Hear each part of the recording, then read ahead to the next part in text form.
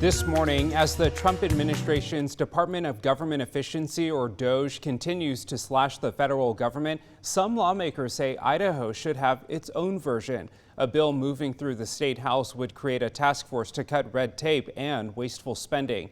Abby Davis with our Idaho sister station shares more.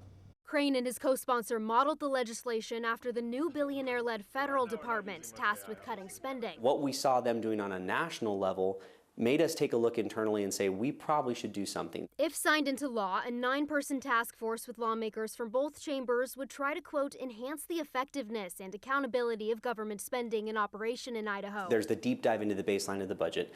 Then there's the regulatory element. What can we look at with the regulations, whether it's rules, moving them into statute? What rules do we need? What do we not need?